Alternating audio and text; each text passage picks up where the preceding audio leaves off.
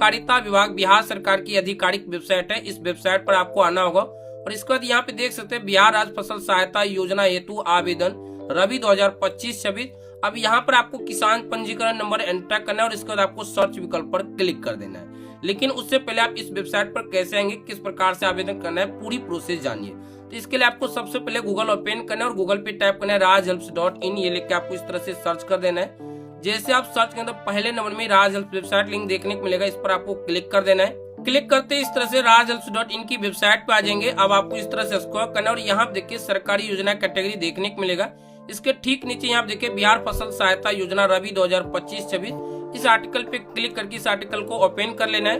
अब इस आर्टिकल में पूरी जानकारी के साथ पूरे विस्तृत रूप से बिहार फसल सहायता योजना रबी 2025-26 का आवेदन कैसे करें, आवेदन करने की अंतिम तिथि कब तक रखा गया, आवेदन करने के बाद कितना आपको लाभ मिलेगा, अन्य सभी जानकारी बताया गया। तो आप इन्हें एक एक करके पूरे बारीकी से पढ़कर आसानी से जान सकते हैं। अब जैसे आप पढ़ते नीचे की तरफ आएंगे तो यहाँ देखिए स्टेप बाय स्टेप आवेदन प्रोसेस बताया गया। और आप थोड़ा सा नीचे की तरफ आएंगे तो यहाँ देखिए आपको इम्पोर्टेंट लिंक सेक्शन देखने को मिलेगा और यहाँ देखिए डायरेक्ट अप्लाई ऑनलाइन के आगे क्लिक करें, इस पर आपको क्लिक कर देना है। क्लिक करते अगले स्टेप में इस तरह से नया पेज खुलेगा। अब यहाँ पर आपको किसान पंजीकरण नंबर एंटर करना है, सर्च विकल्प पे क्लिक कर देना है। सर्च विकल्प पर क्लिक करते अगले स्टेप में इस तरह से यहाँ पे आपका पूरा डिटेल्स आ जाएगा। अब यहाँ से आपको अपना वार्ड नंबर सिलेक्ट कर लेना है, जो भी आपका वार्ड नंबर होगा।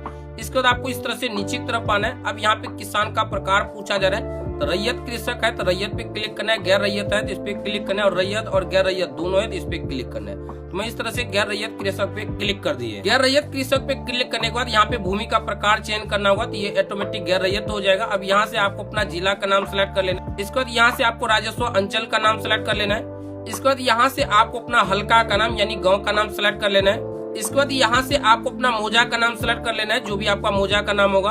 अभी यहाँ पर आपको जो जमीन पे आपने जैसे खेती की है उस जमीन का यहाँ पर आपको खाता संख्या एंटर करना है और यहाँ पे उस जमीन का खेसरा संख्या एंटर करना है। और इसके बाद यहाँ पर आपको जो सो राजस्व थाना संख्या आपको एंटर करना है और आप कितने जो सो एकड़ में जो सो आप खेती बाड़ी की है वो जानकारी आपको यहाँ पे रकबा में बताना होगा। तो एक बात ध्यान दें कि यहाँ पे जो जानकारी आप दर्ज करेंगे वो डिसमिल में होना चाहिए।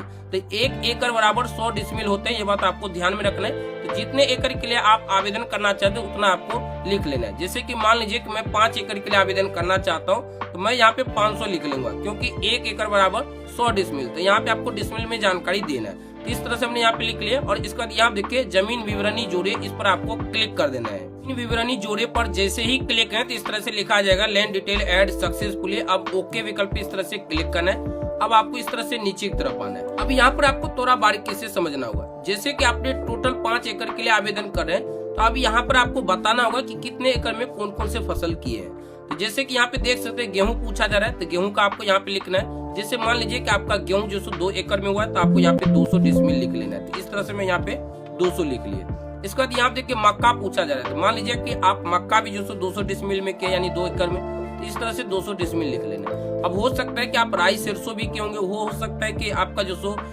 1 एकड़ में तो आपको यहाँ पे 100 डिसमिल लिख लेना है। बाकी इसी तरह से जितना भी फसल आपके होंगे उस फसल का डिटेल भरना है। या फिर आप सिर्फ गेहूं और मक्का किए हैं तो इसमें गेहूं मक्का का भी आपको लिख लेना है। इसके बाद इस तरह से डिटेल भरने के बाद आपको क्या करना है, यहाँ पे देखिए घोषणा दिया गया, इस बॉक्स पे आपको इस तरह से टिक करना है और यहाँ पे जो भी कैप्चा कोड देखने को मिलेगा हूबहू वैसे कैप्चा आपको यहाँ पे एंटर करना है। और इसके बाद यहाँ देखिए सुरक्षित करें, इस पर आपको क्लिक कर देना है। सुरक्षित करे पर जैसे ही क्लिक करें तो अगले स्टेप में आपका किसान पंजीकरण में जो भी मोबाइल नंबर लिंक होगा उस मोबाइल पर 4 डिजिट का ओटीपी जाएगा। ओटीपी आपको यहाँ पे एंटर करना है और इसके बाद यहाँ देखिए फाइनल सबमिट, इस पर आपको क्लिक कर देना है। फाइनल सबमिट पर जैसे ही क्लिक करें तो आपका सफलतापूर्वक आवेदन हो जाएगा।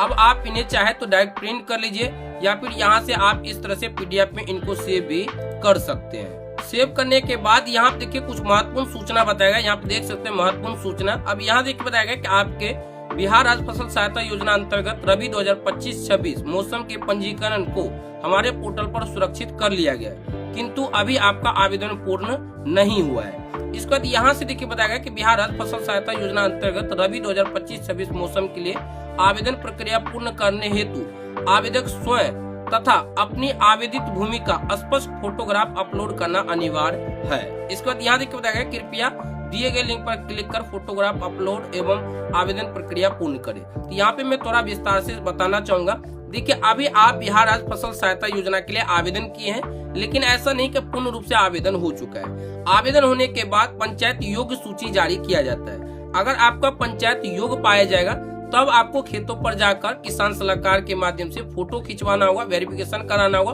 और वेरिफिकेशन होने के बाद आपको जो सो बिहार राज्य फसल सहायता योजना अंतर्गत सहायता राशि दिया जाता है। सो ये एक जानकारी थे। उम्मीद है ये वीडियो आपको बेहद पसंद आएगा। वीडियो पसंद आए तो लाइक कीजिए, अपने दोस्तों के साथ इस वीडियो को शेयर कीजिए।